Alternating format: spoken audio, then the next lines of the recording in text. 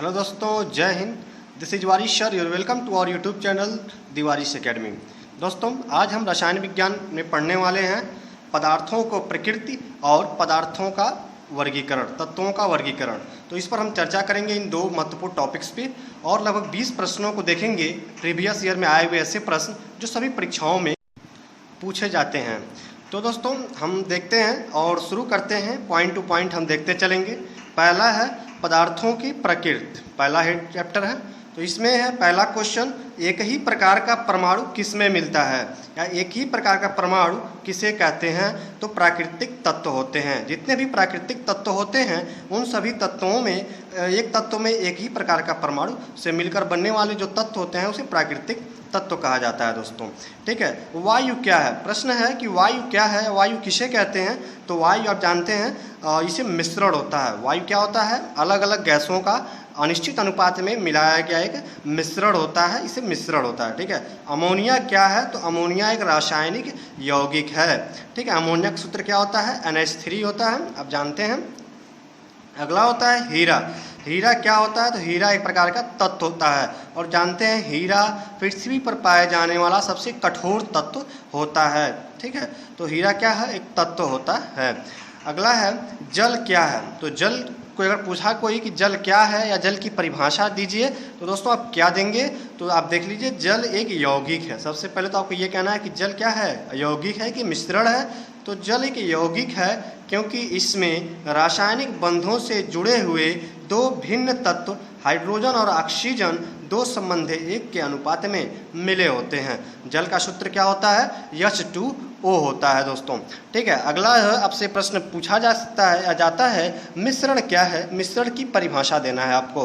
तो दोस्तों आप देंगे क्या कि दो से या दो से अधिक शुद्ध पदार्थों को किसी भी अनुपात में, यानी कि अनिश्चित अनुपात में, हमें फिक्स नहीं है कि दो संबंध 1 3 संबंध 2, ये पहले से अगर डिसाइड नहीं है, अगर ये डिसाइड कर दिया जाए तो ये यौगिक ना होकर के क्या बन जाएगा? मिश्रण ना होकर के यौगिक हो जाएगा। जब उसका अनुपात ज्ञात न हो, किसी भी अनुपात में मिला देने पर तो वो क्या बनता है? मिश्रण बनता है। ठीक है दोस्तों, चलिए नेक्स्ट देखते हैं। 7वां है उपधातु किसे कहते हैं? तो ऐसे तत्व जिनमें धातु और अधातु दोनों के गुण पाए जाते हैं उन्हें उपधातु कहते हैं। विरंजक चूर्ण क्या होता है? तो ये यौगिक होता है। ठीक है दोस्तों, विरंजक चूर्ण एक प्रकार का यौगिक होता है। अगला है, पूछता है कि बारूद क्या है? बारूद मिश्रण है कि यौगिक है? मिश्रण क्या बारूद है? तो हाँ, बारूद मिश्रण होता है। ये क्वेश्चन पूछा गया है एग्जाम में।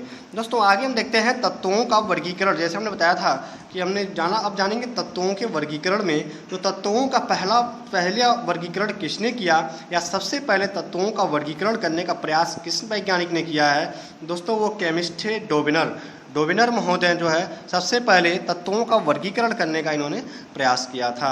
अगला जो है कि ये जो परिभाषा पूछा जाता है तो है कि तत्वों के भौतिक और रासायनिक गुण उनके परमाणु भारों के आवर्ती फलन होते हैं।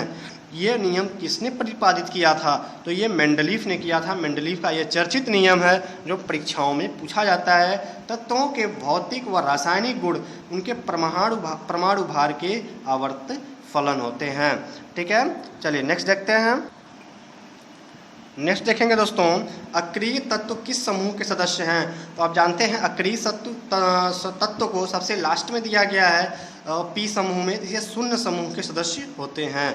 ठीक है। शून्य समूह के सदस्यों को अक्रिय तत्व कहा जाता है। तीसरे और चौथे समूह के ऑक्साइड का सामान्य गुणधर्म क्या होता है? तो ये बेसिक और एसिडिक होते हैं। बेसिक और एसिडिक होते हैं, थोड़ा अम्लीय होते हैं और बेसिक क्षार होते हैं। ठीक है। तीसरे और चौथे समूह के, तीसरा समूह का क्षार होता है, चौथे समूह का अम्लीय होता है।